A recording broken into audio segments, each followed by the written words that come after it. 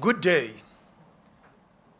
High inflation and weak economic growth continue to shape global conditions alongside monetary and fiscal policy responses.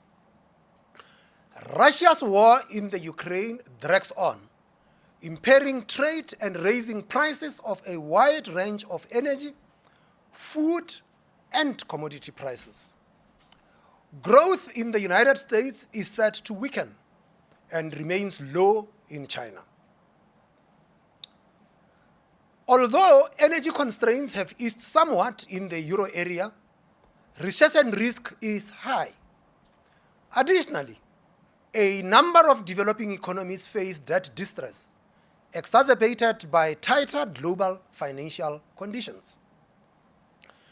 Policy normalization has accelerated, and monetary conditions are likely to tighten further to ensure that inflation declines from its current high rates.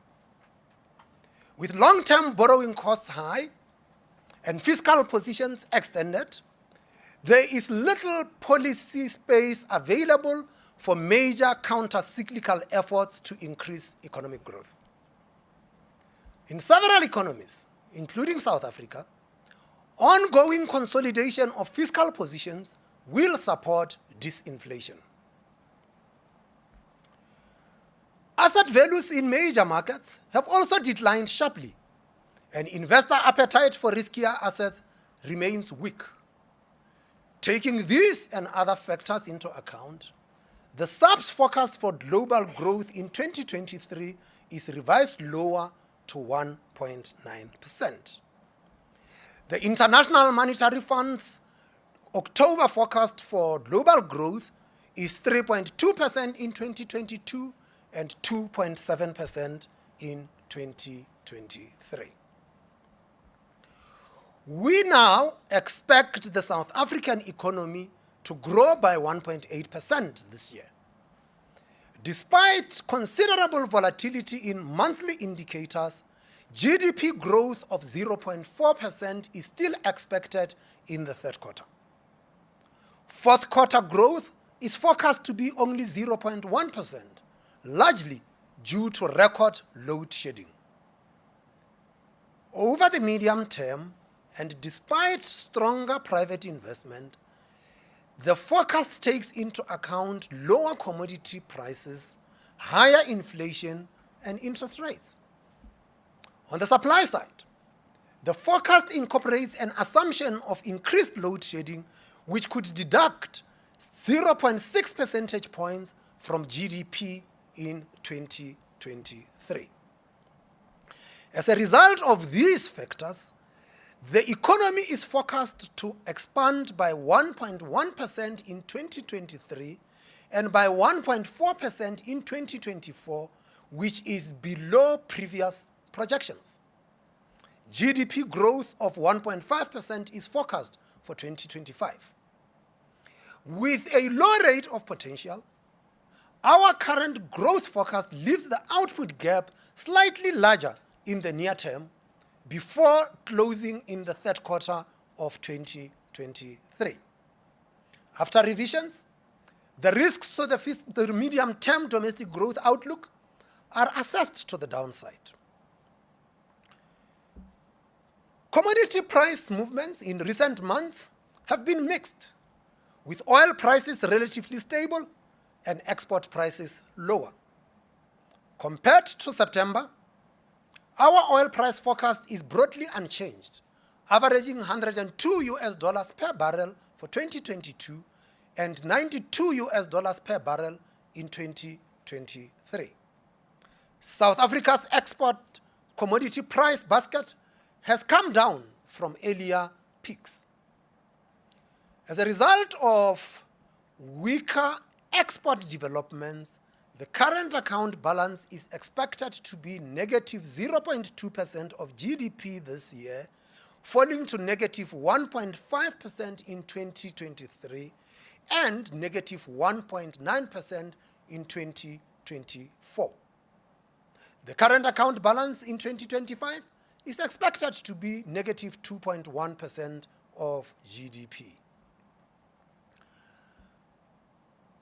Although near-term fiscal risk has eased on the back of better tax revenue, a weaker commodity price trajectory than currently expected could increase risk.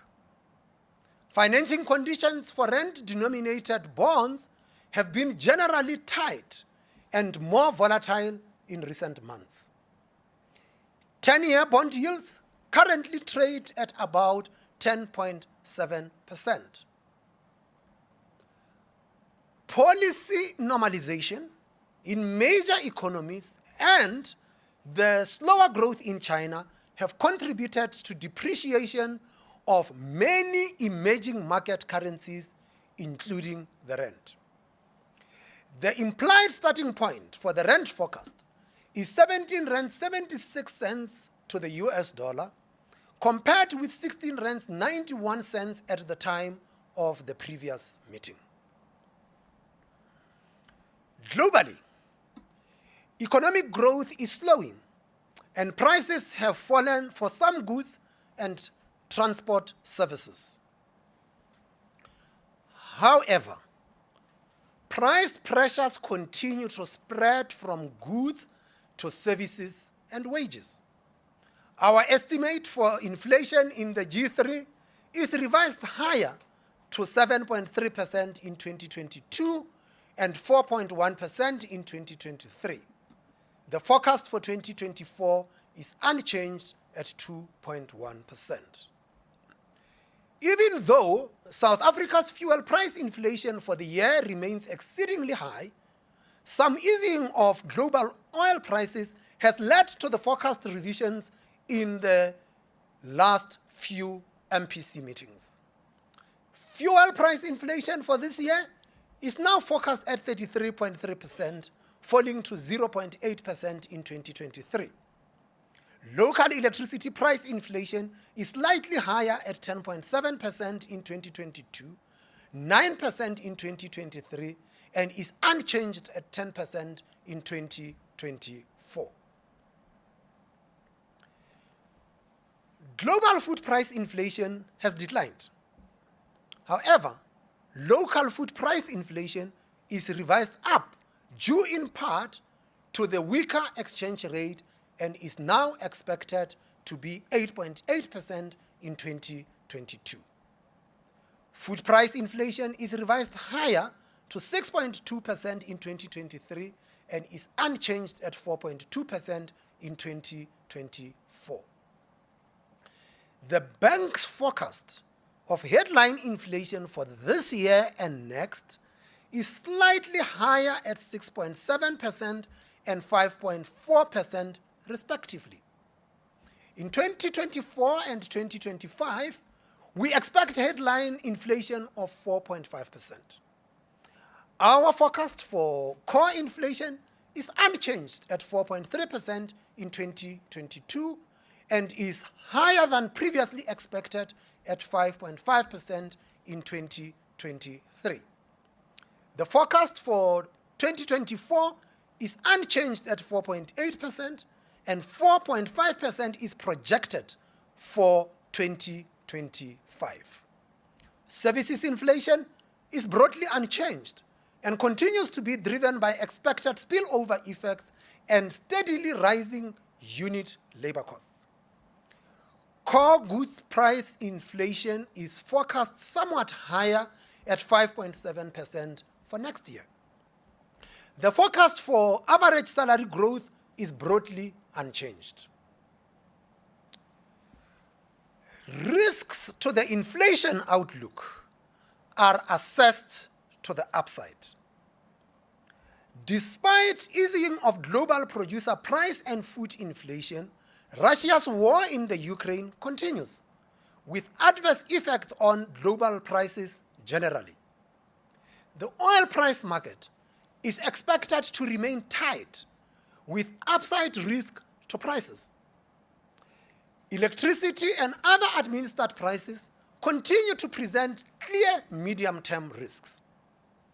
Given low public sector wage assumptions and high petrol and food price inflation, considerable risk is still attached to the forecast for average salaries.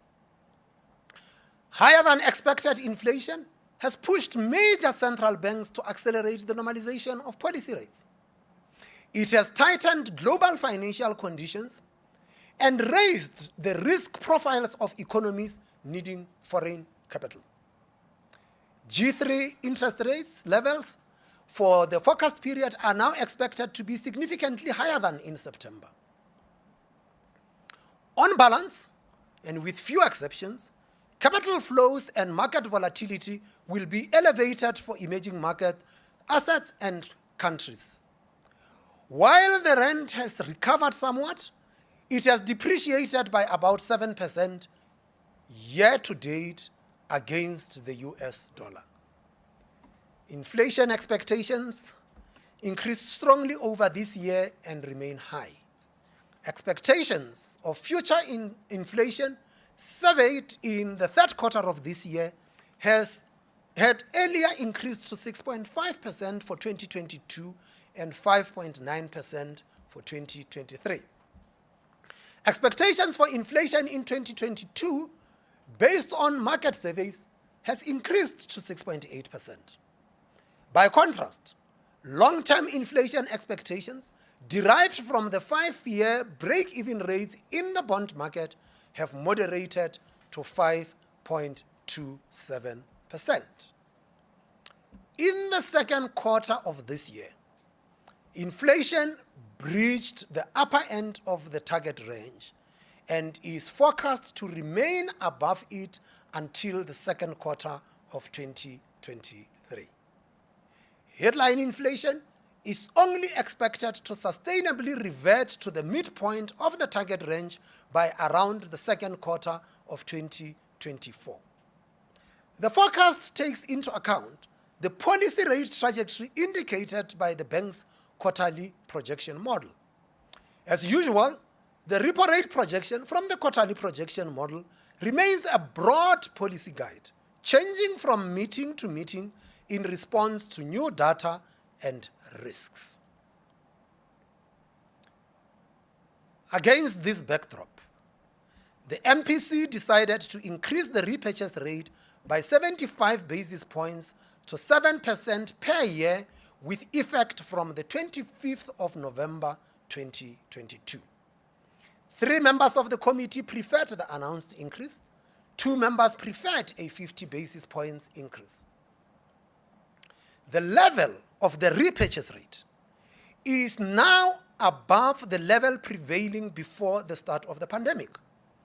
The revised repurchase rate remains supportive of credit demand in the near term, while raising rates to levels more consistent with the current view of inflation and risks to it.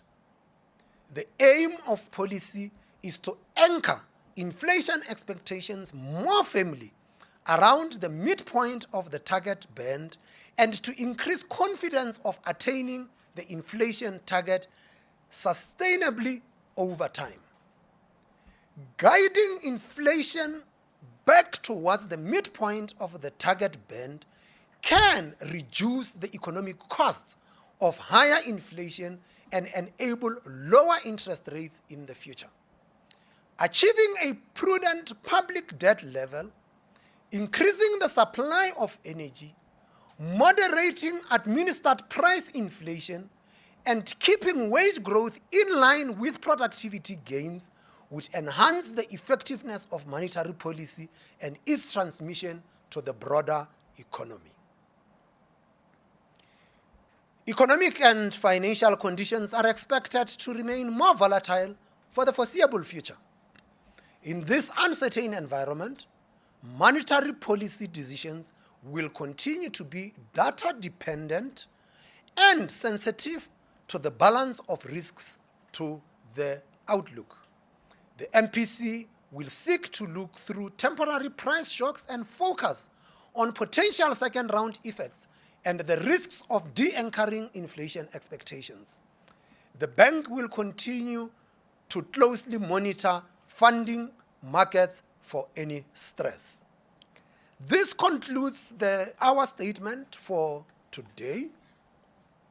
And at this stage, I would like to invite members of the media here present for the first time since January 2020 to pose any questions that they might have. Who is the first volunteer?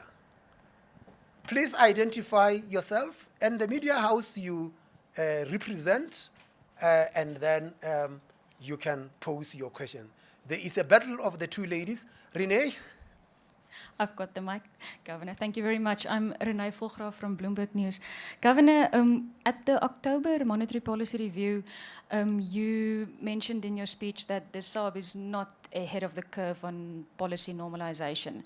After today's move, where do you see the SARB in terms of being ahead of the curve or not, or behind the curve on policy normalization? Prinesha? Governor, it's Prinesha Naidu from Bloomberg News. I have quite a few questions for you. Firstly, you have for the first time given us steady state forecasts, and in this, you have a repo of 7%. What exactly does this mean? And also GDP growth at 2.5%. I then want to know whether you still see the policy stance as accommodative. Inflation, your forecasts, you said, are slightly higher for the next year or so. It appears sticky. How concerned are you about persistence and the potential second round effects? And how assured are you that inflation expectations will come down to the midpoint over the forecast horizon? And two questions related to the Federal Reserve's minutes yesterday. They signaled they're probably going to cool the pace of hikes, shifting to 50 basis points in December. How, if anything, would that influence the MPC's thinking or deliberations when it comes to the repo rate? They also flagged the risks of over-tightening. So I just wanted to find out from the MPC a bit more how you're thinking when it comes to weighing the trade-offs between fighting inflation, growth, and the growing burden on consumers. And that is it for me. Thank you. Are you sure? It depends on your responses, I guess. Is there another one? Let's take the last one. Chris, you are in steady state, my friend. Hi, Governor and Governors. It's Kopano Gumbi from Reuters News. Just following up a bit on what my colleague Prinesha just said, I'm curious about your views on how inflation has now become more of a domestic challenge than when we started the pandemic, and it was assumed that inflation would be imported, especially when we look at how the numbers came out yesterday with inflation going across the basket, and what you think your response might be going forward relating to that. Thanks. Thank you very much. Renee, are we ahead of the curve? Are we on the curve? Are we behind the curve? You could only tell that with hindsight. Because remember, we determine policy based on our inflation and growth outlook and the risks attendant to that. Since the September meeting, many of the risks that we had identified had materialized. Amongst those risks was faster tightening of policy by the advanced economies. It was inflation in the advanced economies remaining sticky, and it was. It was the possibility that the tightening of policy, faster tightening of policy by the advanced economies, central banks, would result in depreciation of the currencies of developing economies. And we have seen those materialize. And with that, you have to recalibrate policy accordingly.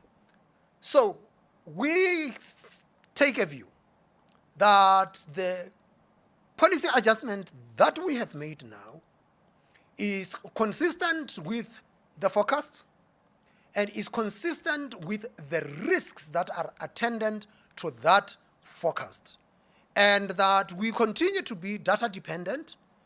And as new data comes in, we will recalibrate policy as appropriate.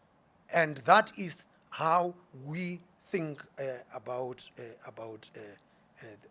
this. Financial stuff about the policy stance and whether we think that the policy stance is still accommodative. We believe that the stance that we have will still support credit growth, whilst at the same time dealing with the inflation that is ravaging the incomes of South Africans. And so where we, the inflation figure came out yesterday at 7.6, and the policy rate had been adjusted with effect tomorrow to 7%. So if you look at today's inflation, the policy rate is still negative in real terms. That says that it is accommodative. It is another though, because for next year, we are forecasting inflation of 5.4%. And so on a forward-looking basis, we would have just turned marginally positive to the tune of 1.6%. And that becomes important because that is roughly the policy horizon of 12 months, which means that the calibration of policy now should have effect on the inflation outcomes of the following year. And of course, like all things in economics, other things being equal. And those other things being equal in our case here are the risks that we had identified. And should those risks materialize, we are going to then have to reconsider policy as the data actually comes out. Is inflation in South Africa persistent? Can't say definitively that it is persistent. What we can't say is that it is temporary. We can't say it is temporary, because then if it is temporary, monetary policy should do nothing. But we are seeing evidence that inflation had been rising over the past 12 to 18 months.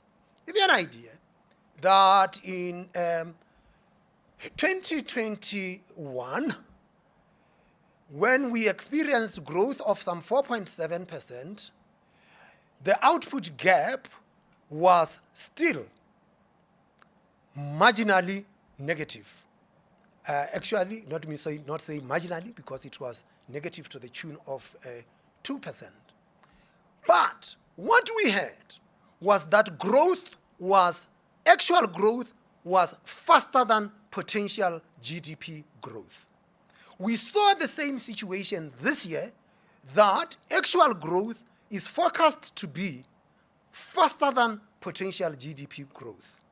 It's the same story into 2023, even as growth slows down, that actual growth will be faster than potential growth. The result of that is that we expect the output gap to close in 2023.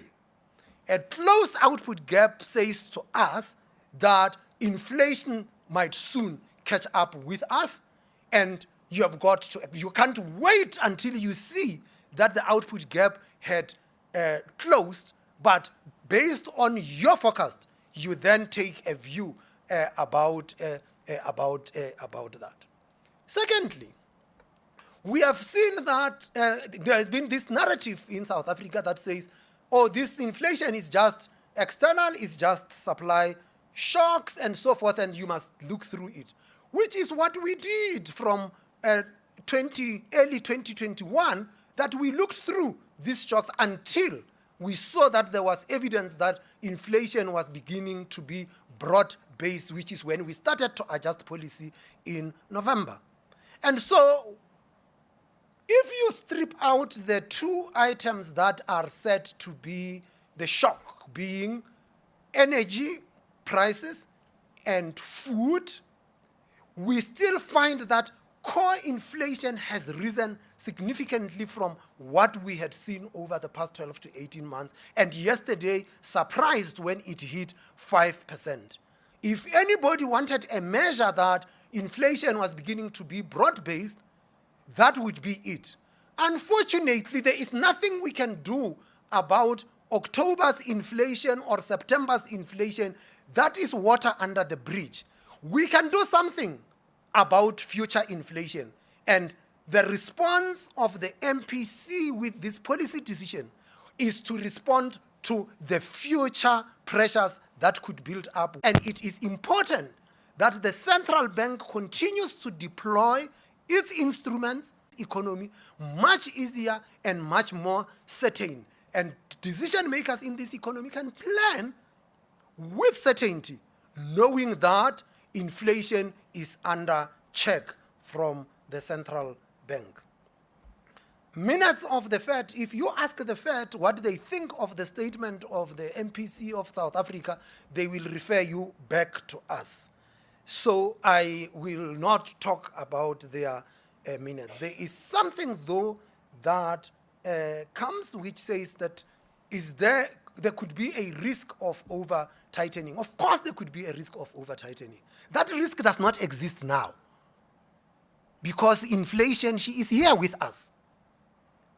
And with inflation here with us and projected to remain outside of the inflation target into next year, we can't say that there is a risk of tightening as yet.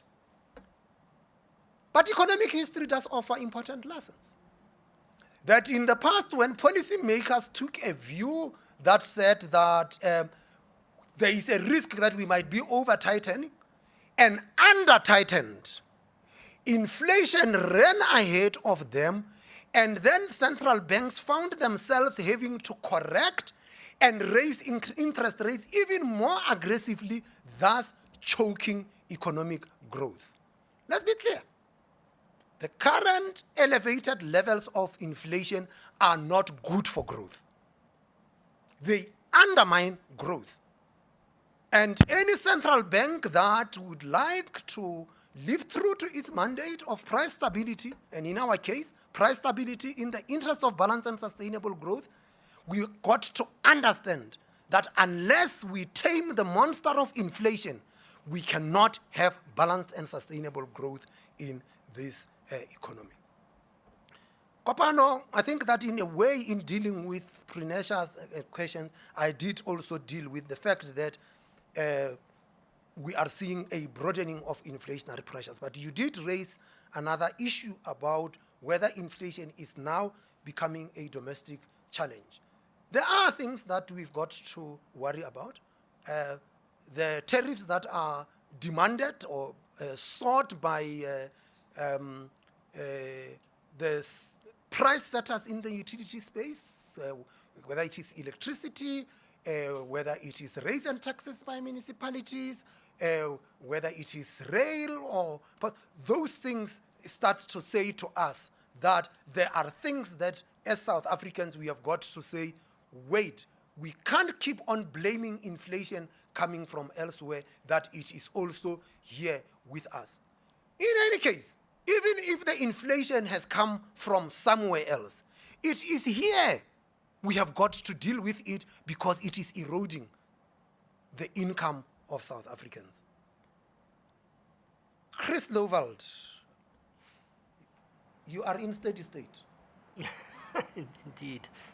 So we've decided to publish more of the details of our model, which we do from time to time. This time around, we thought it would be useful to talk a bit or put out the steady state long-term forecasts for the model. So in other words, these are the anchors for the model over long periods of time that the model reverts back to. So it solves for getting back to these numbers. So the steady state forecast for the repo rate is 7%, and what you need to think about is what the composition of that is. And it's very simply the 4.5% inflation target plus what we estimate the neutral real interest rate to be, which is 2.5%, and so that adds up to 7. So as the governor was saying earlier, you can have a higher interest rate, or higher inflation rate, say 6%, and a lower neutral real interest rate might be negative and still get to a 7% number. So over the longer term, so 3 or 4 years, we expect our rate setting to get you back to a steady state repo forecast of 7%. And the same is true of the other variables that we've released. The GDP is a useful one. It's 2.5%. So that's what we believe that the long-run steady-state growth rate of the economy actually is. And again, it serves an analytical purpose because if you then think about, well, where the forecast is now, it should tell you something about, well, what's keeping the economy from attaining that 2.5%. And of course, that's something that we talk about in the statement and in our NPR release, as well as other places. Thanks. Are there questions online? Yes, Governor, we have a question from Claire Bisseka from Financial Mail. What will it take in terms of CPI, inflation expectations, the RAND, and the Fed behavior for the SARB to be able to stop the current hiking cycle? That's the only question, Governor, for now. Thank you. That's easy. We don't watch the Fed, what the Fed is doing.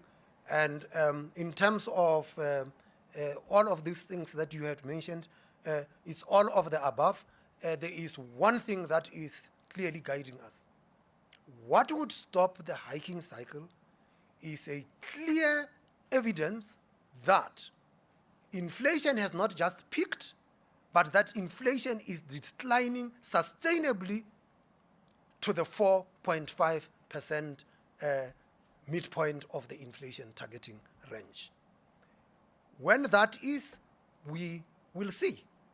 The point here is that we have taken a series of policy adjustments, and those policy adjustments are starting to feed through into economic activity and should feed through into the price formation process. And hopefully, as data comes through, we will see more evidence that it is having effect. And if it is not having effect, we will recalibrate policy until we are convinced that inflation and inflation expectations are now anchored at the 4.5% level. Any questions in the room?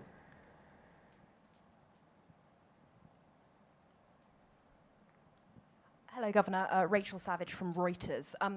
Were you and the other MPC members surprised by the inflation print earlier this week? And factoring in the inflation rising, do you expect inflation to continue rising, or is this just a monthly blip? Thank you.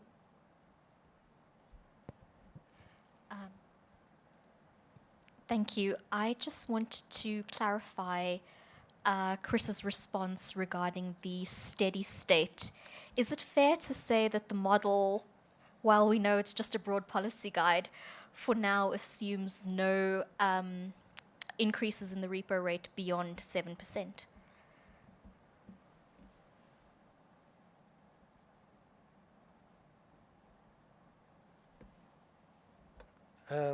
Online?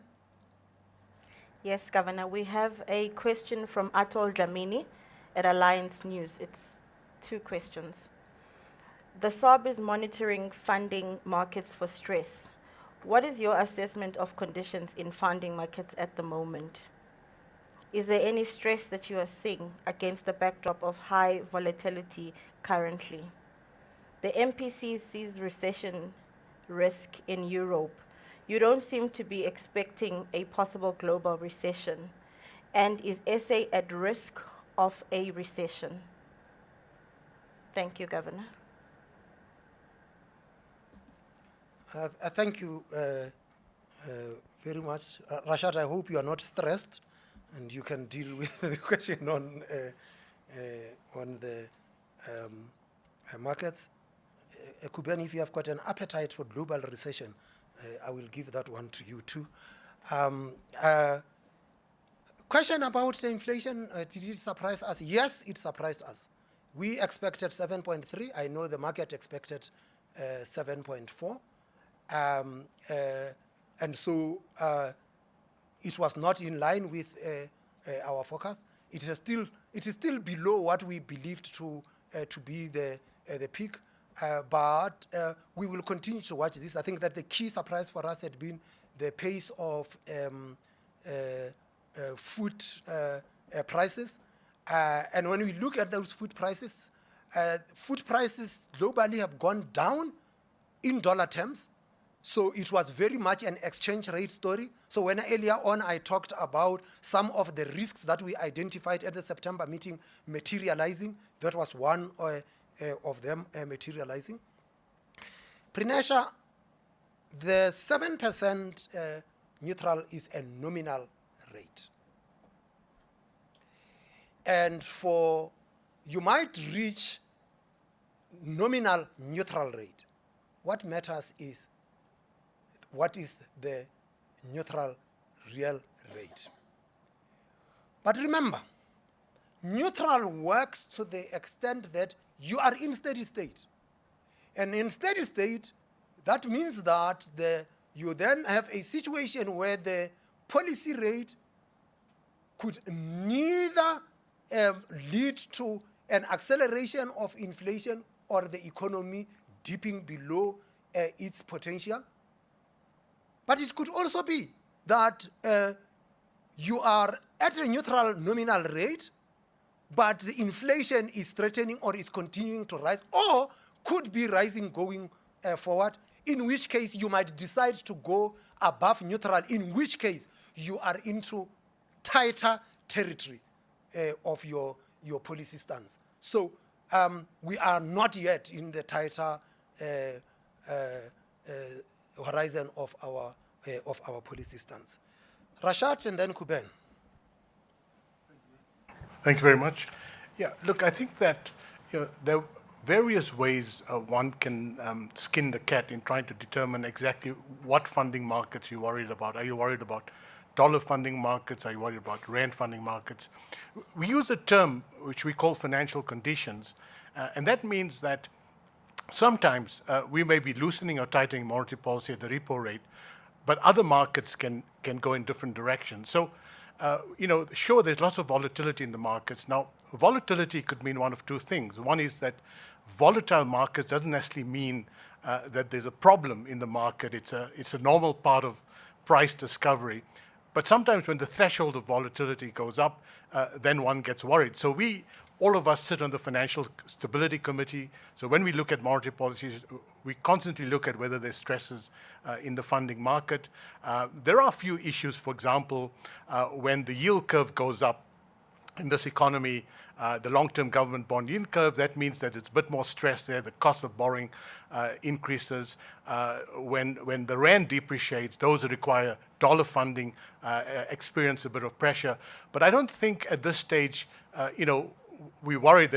We always worry as a bank, but I don't think there's something special that is uppermost in our minds that if we did, we would have flagged. But I think, the fact that capital is flowing out of emerging markets given global monetary conditions is something that we monitor very closely. Thank you. Thanks, Chair. Chair, the IMF says that there are elevated risks of global recession. That doesn't mean there will be a recession, but they do think that the risks of a global recession have increased. The IMF's GDP forecasts go from sort of 6% last year in 2021, which was very much a COVID rebound, to 3.2% in 2022, before declining to 2.7% in 2023. The IMF predicts about a third of countries will see economic contractions over the course of the next 12 to 18 months. That's a significant proportion of the world. There are different reasons in different regions, right? In Europe, it's clearly an energy issue, a negative terms of trade issue, supply disruptions as a result of the war, but also the impact of high inflation on the economies. In the US, the recession risk is lower. The US economy is doing pretty well. And the general consensus view is that the US is likely to avoid a recession. But again, as the IMF says, there are elevated recession risks. China is interesting because China slowed down a lot in the last 3 or 4 months, largely as a result of its response to the COVID pandemic and its own housing market. Government has taken steps certainly to spur up the housing market and to invest in infrastructure to try and minimize the chances of slowdown. So our base case is that there probably won't be a global recession, but there are certainly elevated risks of recession. Now, how do monetary policymakers think about global recessions, and how does that affect our own thinking and our decision making? Our primary mandate is to achieve price stability, and we would have to do what it takes to get price stability. And that essentially means that we would do as much as we can to get inflation on a downward trajectory, a sustainable downward trajectory. But at the same time, you want to do that while minimizing the negative impacts on the economy. And there's a balance to be struck there. But the primary mandate of central banks is price stability, because that's good for longer term growth. Thanks. Anything online? No, Governor, And nothing. nothing in the House? Thank you very much. That concludes the proceedings of today. In the statement, at the back of the statement, we have also spelled out the dates for next year for the MPC. Other things being equal, we will see you physically here in January.